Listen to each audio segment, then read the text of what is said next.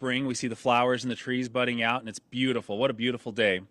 Here at this conservation park, garden park, it's a beautiful example of what water-wise landscaping can look like. Trees, flowers, plants, shrubs, all of these things are part of Utah's unique climate. And I would encourage all Utahns to come here and to our other conservation parks throughout the state and see what is possible and what these beautiful water-wise landscapes really look like. So with the arrival of spring comes also the arrival of and the importance of a reminder of water conservation. And that's why we're here today. We're here today to launch this statewide landscape incentive that provides funding for and resources, other resources, technical resources to help all Utahns and businesses in qualifying cities create water efficient landscapes that not only look beautiful, but protect our precious natural resources. For the second year in a row, Utah's legislature and legislative session concluded with significant investment and a long list of bills regarding water conservation, efficiency, and infrastructure. This year, appropriations totaled over $500 million in one-time money and over $164 million in ongoing funding. And this investment builds on similar legislation from the past couple sessions that total over $1 billion of investment in this precious resource. So as part of this investment, the state has allocated $10 million in one-time funds and an additional $3 million in ongoing money for this statewide landscape incentive. And so this program, it provides financial incentive to residents, businesses, and others who want to replace their grass with water-efficient landscaping. So I appreciate the governor and the legislature for their support and their forward thinking. Funding for these water conservation projects is an important step towards a more sustainable future for all Utahns. We encourage everybody to take advantage of these resources, to work together to protect our state's precious natural resources. So these are long-term investments, and they'll both save, in the long term, they're going to save both money and water. So today on our agenda, we're going to first hear from Governor Cox, and then we'll hear from Representative Owens. We have Washington City Mayor, Mayor Staley, and also Rick Malloy from Central Utah Water Conservancy District. And I just want to reiterate how important these investments are and how I would love to have all Utahns throughout the state participate in these incentive programs. So, Governor, you're up.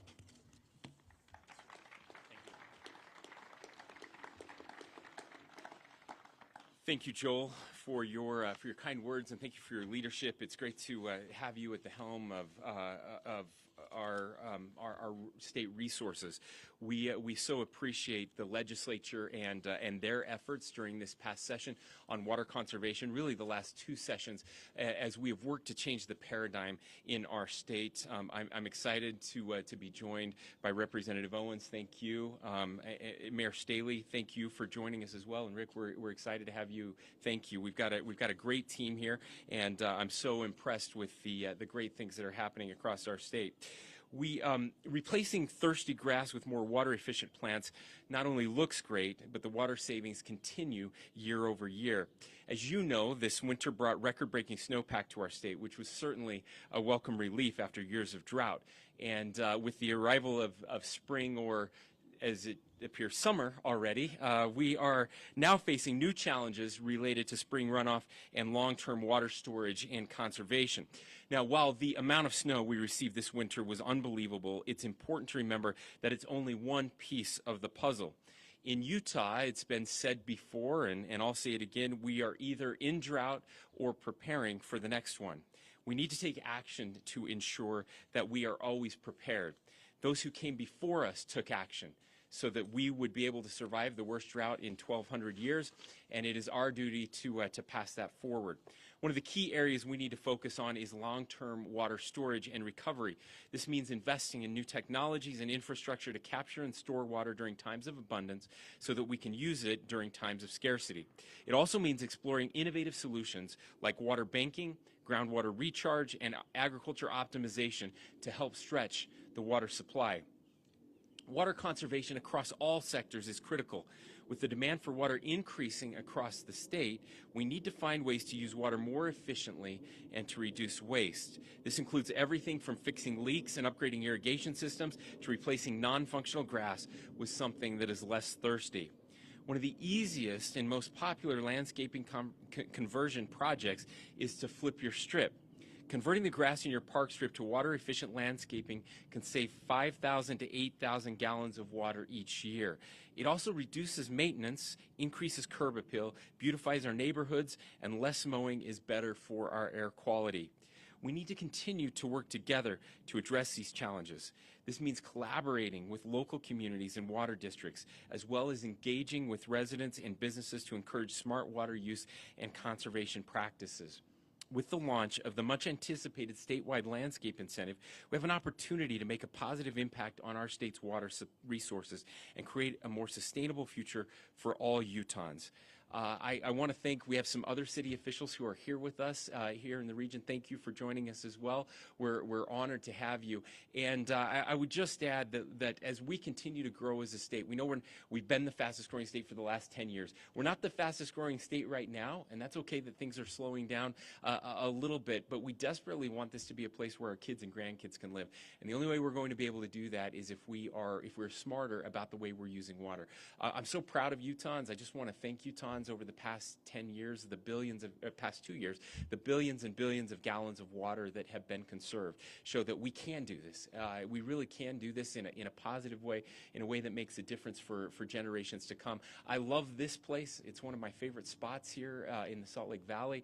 If you haven't been here, I encourage you to come and check it out. It's really beautiful. I will say I am seeing a lot of my neighbors in the avenues who are making the change, flipping their strip, and it's been impressive to see the beautification that has taken place there, using much less water and making the world a better place. I would only add this, that as we have conserved water over the last year, that means that our reservoirs were less empty than they otherwise would have been, which was, again, to the surprise of many of the experts here, ending up with our reservoirs, most of our reservoirs more than half full, was a surprise after the dry winter that we had last year. And that means that this record water now gets to fill those reservoirs, and the excess, because they're already half full, gets to go to places like the Great Salt Lake and Lake Powell and other places where it is very desperately needed. So the water saving last year has been a blessing and a benefit to the state in this year of abundance, and that's the type of thinking we need to change too, so that we are always conserving, especially in the best years, because that helps us get water into new places. So we've been given a gift this year. Let's not squander it. Let's continue to conserve. And with that, Representative, the microphone is yours.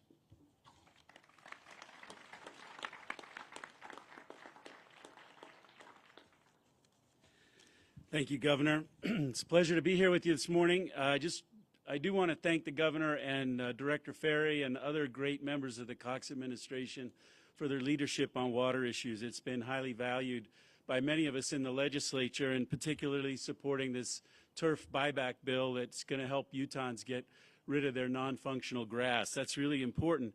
I'll just throw out a couple numbers to you. If you're a member of the public listening to this, 95% of the water that goes in your house goes back out of the house and drains to the Great Salt Lake if you're here on the Wasatch Front.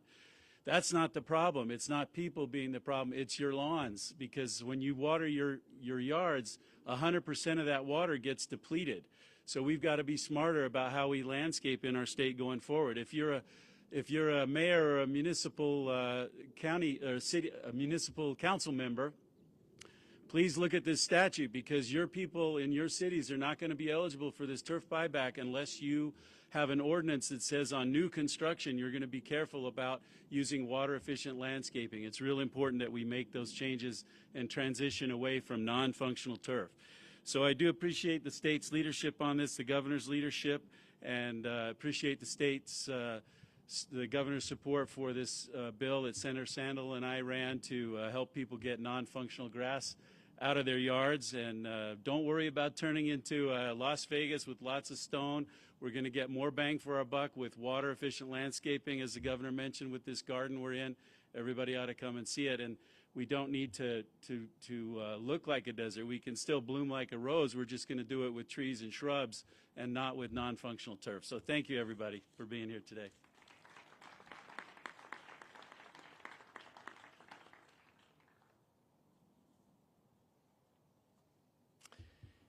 It's an honor to be here today as a representative of one of Utah's 329 cities. As you know, cities play an essential role in creating smart policies to serve the needs of those who live and work in our communities. Shortly after being elected as mayor, my city was encouraged by state and district leadership to lead out in passing Utah's most effective and, frankly, restrictive landscape water conservation ordinance. And we did.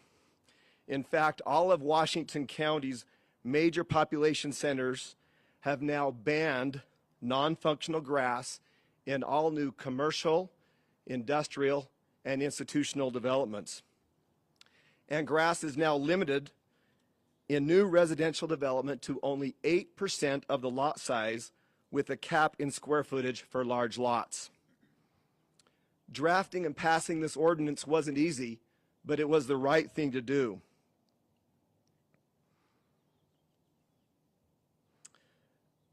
As municipal leaders, it is our duty to ensure our communities grow responsible.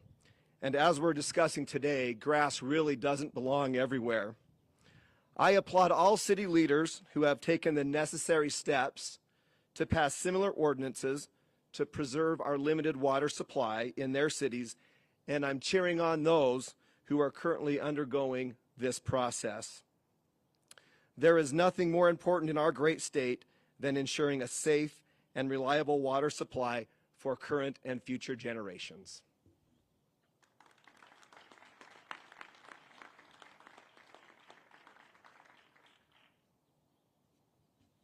Well, thanks, everybody. Wonderful words and a very important message.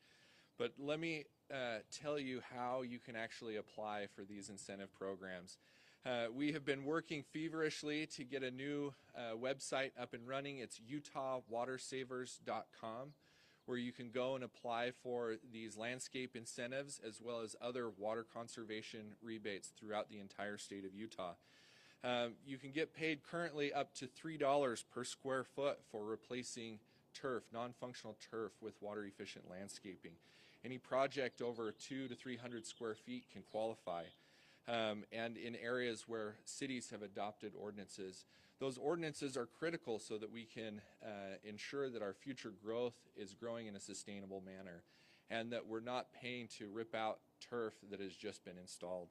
As Utahns, we really love our turf, and maybe a little bit too much. We all have these problem areas in our landscapes where we can identify where that turf just doesn't belong, or where it's a pain in the grass to hold on to. We are not villainizing grass, but we want to aim at reducing its overuse. And we want you to share examples of those locations with us. So please tag Utah Water Savers on social media and show us where you want to remove your grass and maybe what you want to replace it with. And join us in our campaign for Grass Doesn't Belong Everywhere. And with that, I think I'll turn it back to Joel. Thank you.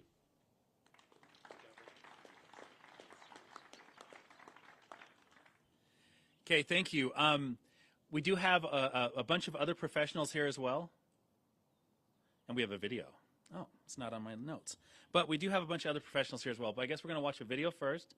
And we're going to be here for questions afterwards. We've got, just recognize our state engineer. We've got our director of water resources, Candace Hosniger, Teresa Williamson, our state engineer. Our district managers for the water districts are here to answer questions as well. And just to reiterate, this is so important for the future of Utah. When we look at what investments we can make as leaders in the state and as people of Utah for the next generation, this is the most important thing that we can do, is to focus on these water conservation measures. So with that, video. Okay. Governor Cox, your tie? Oh, not that one. It's wasteful. We're in a drought. Oh, yes.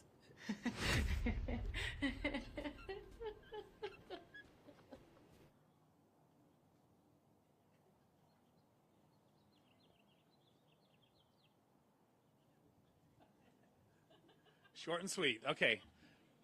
And there's the star of the there's the star right here. Let's hear it for the governor.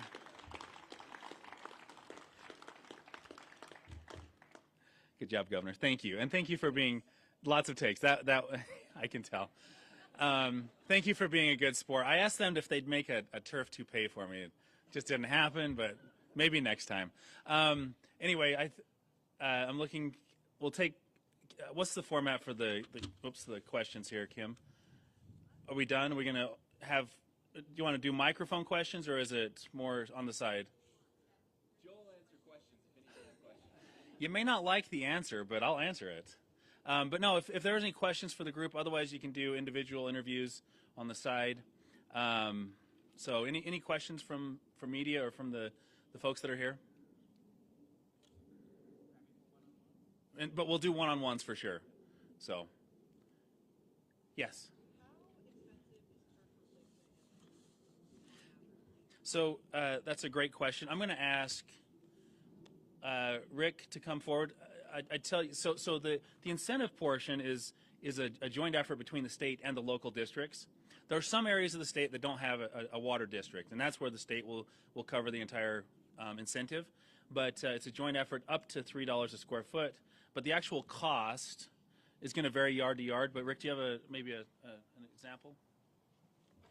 So it all depends on if you're paying somebody to do it or if you're doing it yourself. As Utahns, we are very utilitarian. We love to DIY our projects, and most people are able to convert their turf for under $5 a square foot if they're doing it themselves. Obviously, it's a little bit more expensive if they're hiring a contractor to do that. Okay. Any other questions from the media? Oh, okay. Or you can do a follow-up, whatever you want. I also guess it's not a necessary replacement. Do you just leave dirt, just tear it out, or do you have to put a shrub or rocks or something? Yeah, Rick. And I'm just going to editorialize here. I mean, we don't want, if it just goes back to dirt, it's going to be weeds. We don't want that. We want, like here, we want beautiful landscapes. We want it to be done in a nice way, and that's why I think a lot of our city ordinances should reflect that. And just to reiterate what Rick had said and what the mayor had said earlier,